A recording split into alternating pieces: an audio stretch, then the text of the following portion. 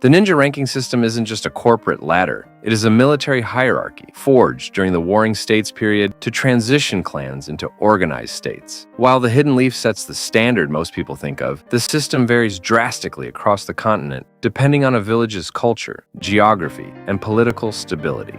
Let's break down how a shinobi actually moves from a kid throwing blunt kunai to a nation-shaking military asset. Academy student. Before the hidden villages, children died in skirmishes before reaching their teens. While Hashirama co-founded the Leaf Village, Tobarama designed the actual educational system to train young shinobi efficiently, making it a baseline prerequisite for military service. In the Leaf, the academy is an academic and practical institution. Students spend years mastering the basics: history, geography, tactics, and the foundational ninjutsu like the clone, transformation, and substitution techniques. To graduate, a student has to pass a formal exam demonstrating these skills. However, other villages viewed this baseline as a luxury. Take the Hidden Mist, for example, which famously operated under the Bloody Mist graduation exam during its darkest era. Instead of a controlled test of fundamentals, graduation required roommates and classmates to battle to the death. This wasn't to test their chakra control, but to systematically butcher their capacity for empathy, creating perfect, unfeeling weapons. Zabuza famously ended this practice by slaughtering an entire graduating class before he was even technically enrolled. In the Hidden Stone, the academy focuses heavily on compliance, group cohesion, and Earth-style fundamentals, treating students more like raw stone to be chiseled into a collective fortress wall than individual artists. In my opinion, they're the most united village after the Cloud. After passing the academy exam, you'll be promoted to Genin and given a headband that has your village's symbol on it. Genin, Junior Ninja. Graduating the academy doesn't make you a full ninja. It makes you an apprentice. In every major village, Genin are organized into three-man squad under a Jonin supervisor. The Leaf uses a secondary, hidden exam conducted by the Jonin leader, like Kakashi's bell test, to weed out those who passed the academic exam but lack the instinct for teamwork. If you fail, you go straight back to the academy. Genin are the economic backbone of a village, handling D-rank and C-rank missions. D-rank missions. These are purely manual labor and civil services. You'll do things like finding lost pets, weeding gardens, or painting fences. They carry zero risk of combat and are designed to teach rookies how to follow orders and navigate stress. C-rank missions. This is where true shinobi life begins. These involve background security, retrieving documents, or escorting low-profile civilians. There is a chance of fighting bandits or thieves while doing these missions, but you are never supposed to encounter opposing ninja. When Team 7 escorted Tazuna to the Land of Waves, the mission was logged as a C rank. But the moment Zabuza and the Demon Brothers attacked, it became an A-rank crisis because they faced rogue shinobi. Chunin. A Chunin is no longer just a fighter. They are a qualified military officer. They possess the tactical intellect required to lead a squad, make hard calls on the battlefield, and preserve the lives of their subordinates. The path to Chunin is notoriously brutal. While a village can internally promote a ninja during wartime, peace requires the biannual Chunin exams. This is a massive geopolitical event hosted by a single village where nations gather to observe the next generation of talent, directly influencing how feudal lords allocate military budgets. The exams are a multi-stage meat grinder. It has 3 stages, and you have to pass all 3 of them to be promoted to Chunin. By the way, the first and second stages are team-based elimination rounds, so you need your other teammates from your 3-man squad to pass it. For the third stage, you're a lone wolf. The first stage is a written test. The main goal is information gathering under extreme pressure. In other words, cheat quietly without getting caught. If you're caught, you lose 2 points for each infraction. If you or anyone on your 3-man squad is caught 5 times, your entire team is instantly disqualified and failed. The second stage is a brutal 5-day survival exam that also tests teamwork and combat prowess in a dangerous environment. 3-man squads are given either a heaven or earth scroll and must track down, fight, and steal the opposing scroll from another team to gain entry into the central tower. The third stage is where you'll fight 1v1 knockout matches. Aim to evaluate your tactical intelligence, skill, and adaptability. Candidates showcase their abilities in front of a live audience of village leaders and lord who judge their readiness to become a Chunin leader regardless of whether they win or lose.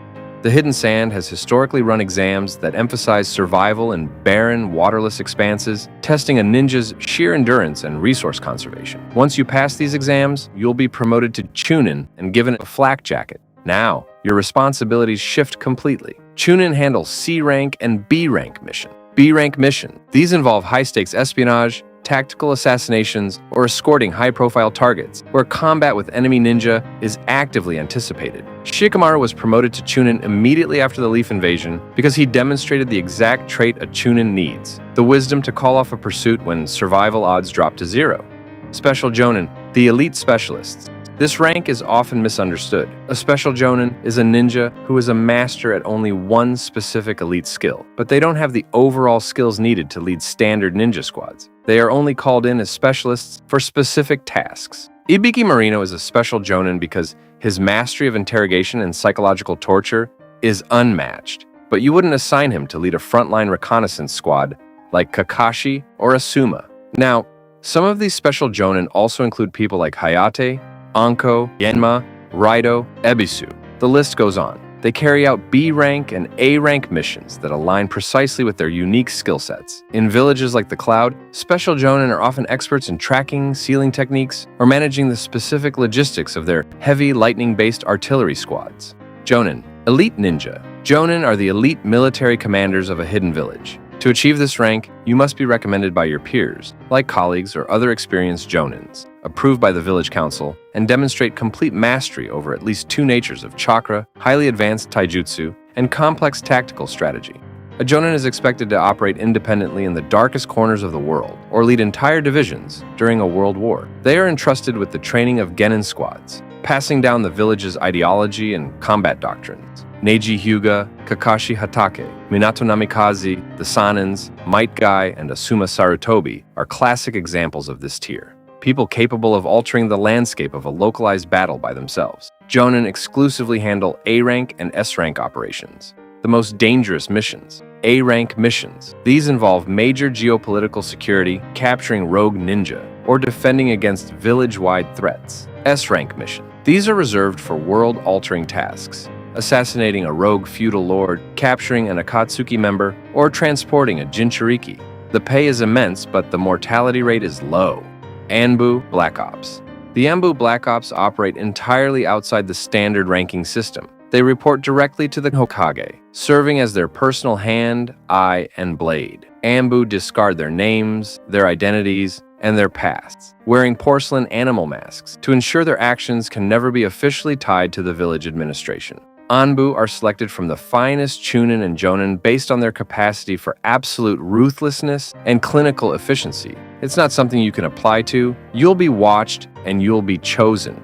Their duties are grim, assassinating political dissidents, retrieving stolen Kage Genkai or Jinchuriki, torturing prisoners, threats, or silence them, and also conducting deniable black ops on foreign soil. The Hidden Leaf also featured a sub-faction known as Root, founded by Danzo Shimura, which took this philosophy to a fanatical extreme, using Cursed Seal on the tongues of operatives to prevent leaks and completely erasing their emotional capacity through psychological conditioning. You're basically his puppet. In the Hidden Mist, the Anbu Black Ops had a specialized division known as the Hunter Nin. Their sole, terrifying purpose was to track down and eliminate rogue ninja from their own village. They didn't just kill their target. They destroyed the bodies on the spot, using specialized techniques to ensure that secrets like chakra composition, hidden techniques, or bloodline traits could never be dissected by rival nations. Kage, the head. The Kage is the absolute pinnacle of military power and political authority within a nation. There are only 5 who officially hold the title at any given time, representing the 5 great Shinobi nations: the Hokage, Leaf, the Raikage, the Cloud, and Tsuchikage, Stone, Mizukage, Mist, and the Kazekage, Sand. To become a Kage, you must be the undisputed strongest or most strategically vital shinobi in your village, nominated by the predecessor or the council, and ratified by the nation's feudal lord. Each of the 5 great villages have a system of appointing their Kage. Leaf, it's basically a recommendation system. The reigning Hokage usually handpicks their successor. If the Hokage dies suddenly without naming anyone, a high-level council of village elders, elite ninja, and the Fire Feudal Lord steps in to vote on the next leader. The Cloud's Raikage. The Cloud values absolute power and tradition above all else. The strongest shinobi gets the job. It often runs in the family, and the successor must legally change their name to A and find a perfect tag team combat partner designated as B. The San's Kazekage. The San treats the title like a dynasty. The position is largely hereditary, passing down through the Kazekage bloodline. The village council reviews the candidates, prioritizing whoever inherited the strongest jutsu, like magnet release, to keep the village stable. The Mist's Mizukage. Given its history as the Bloody Mist, the Mist traditionally chose its leader through a brutal meritocracy. The title went to the strongest, most ruthless warrior capable of surviving the village's cutthroat political landscape and locking down control. The stone's Tsuchikage. The stone relies heavily on nepotism and elite elemental mastery. The title generally stays within the Kamizuru clan. The sitting Tsuchikage trains and chooses a successor who can master advanced earth style or the incredibly rare dust release. A Kage does not go on standard missions. They assign them. They manage foreign diplomacy, sign peace treaties, and handle the macroeconomic survival of their people. But when a threat like Madara Uchiha or the Akatsuki arrives at the gates, politics stop, and the Kage stands as the final line of defense between their civilization and absolute extinction. They risk it all for their people and village. And that is how a child picking weeds in a garden becomes a nation's ultimate weapon. The Shinobi ranking system isn't just about power levels. It's a brutal, calculated machine designed to turn raw talent into political leverage and military dominance. Which village do you think actually had the most efficient system for producing elite ninja? And how far do you think you'd go in this hierarchy? Explain your answer down in the comments. If you enjoyed this video and want more deep dives like this one, the least you can do is hit the subscribe button. Also, don't forget to check out my other videos I explained and broke down a lot of Naruto topics just like this one. I'll see you on my next video. Until then, stay curious and stay connected.